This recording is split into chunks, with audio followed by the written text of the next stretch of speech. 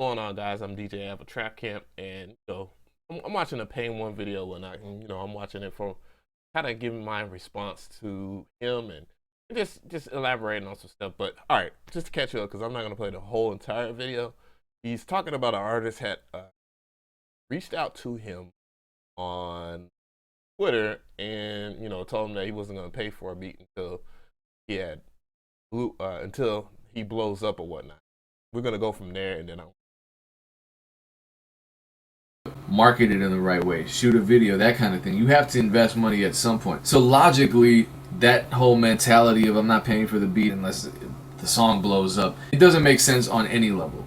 But what's more disturbing than rappers wanting to exploit us producers with this ugly psychology is that a lot of us producers accept that psychology as fair or reasonable. Okay, cool, well, if I give him some beats, maybe he'll blow up. Maybe he'll sell 1,000,000 copies and then he'll pay me my $150 lease price. And I wonder why we are so willing to be exploited and victimized by the greed of others. Why are we willing to give away beats for free left and right while we watch the artists that use our beats build up their own careers and buy MCM belts and Jordans and weed and cars and houses? And here's where my theory comes in. And I've come up with this theory. I wanted to see what you thought about it. Leave a comment. I'm not sure if I'm onto something or if I'm way off. But go back to the analogy where I said asking for a free beat and saying you're only going to pay for it if your song blows up is like going to the grocery store and saying I'm not going to pay for these groceries unless I win Top Chef. Now think about products at a grocery store.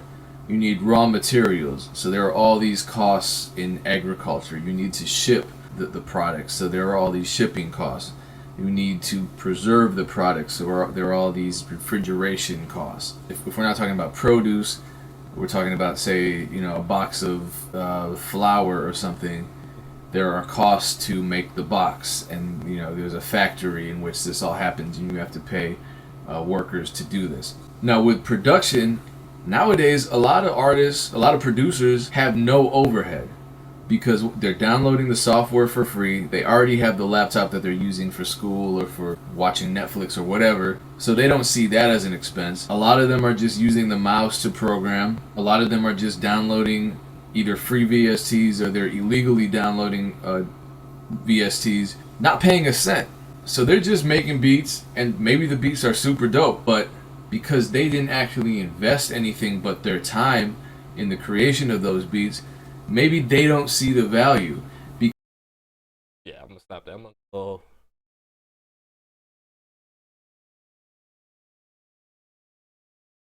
So all right, so here's my thing, and I 100% agree with him. There's nothing really that I can't agree with him. There's really no holes in that explanation, and what is really sad is that everybody kind of wants to make a come up, and dues won't be paid.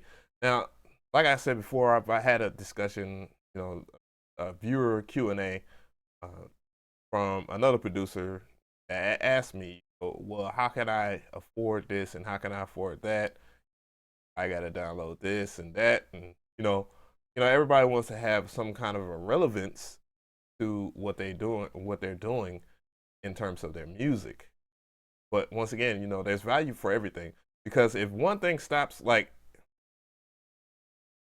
because everybody wants something for free, but everybody wants to make wants to be at a certain plateau or whatnot, and kind of earn and make this a living. How are you supposed to make it a living if you're not actually kind of facilitating the community? And what I mean by facilitate, like actually spending money and paying it forward to other people that deserve their value, for their monetary value for their creations. Many people have come into my comments section and whatnot, and trading DSTs that many companies that I have actually worked with work extremely hard for. They actually spend thousands of dollars on things and whatnot, and stuff like this wasn't possible. I mean, it really wasn't possible years ago. I mean, it's the beauty of technology, and then there's like the dark side of technology, or what music has came into. because now people are, music is so accessible, it's so easy to do, and and there's still work to do to become a great producer. There's still work to do to become a great artist. Those things have not changed. The core things have not changed. You still have to be talented or have some type of talent, but for the sheer fact that the hard work is not put into the creation, nobody's really evolving, and it's kind of devaluing music. Even if you look at how record sales are these days, we have, well, technically we're supposed to have 7 billion people on the planet Earth. And I could be wrong. It could be, I know I'm wrong. It's probably way more than 7 billion people.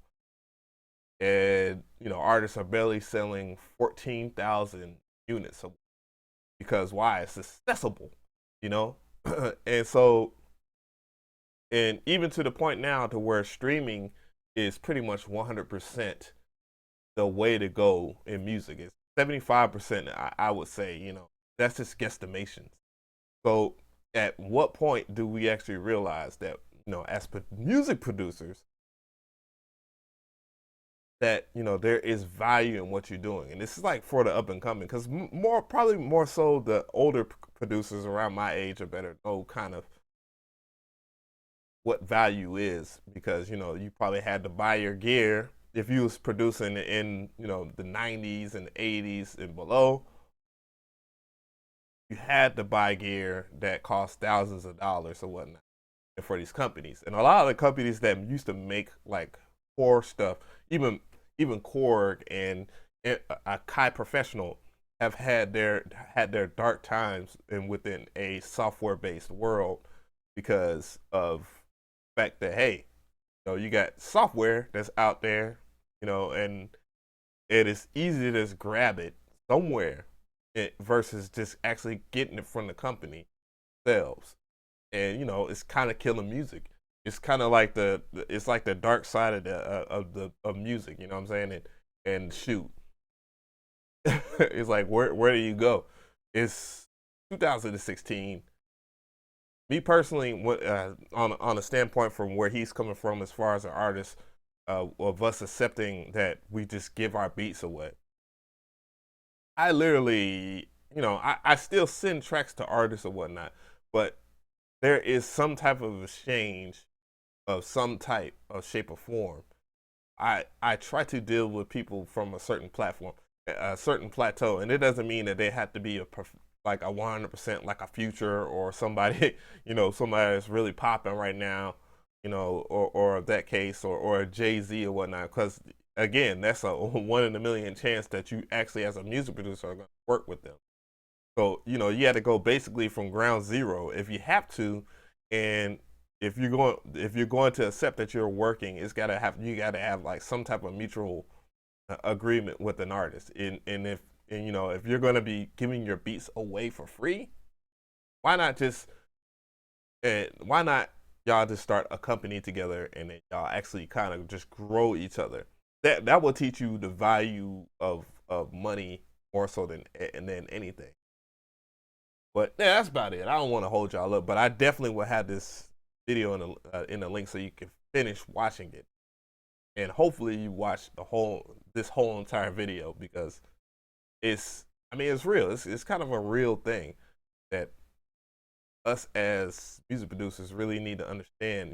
The value of everything that you do, and not just the value in you making a great beat or finding out what preset is what, and etc. Because, man, it's a cold world out there, and as music producers, we have to have some type of put our foot down somewhere, in even if it means just like effing with people that actually rock with you enough to where y'all primarily invest in each other, then just do that.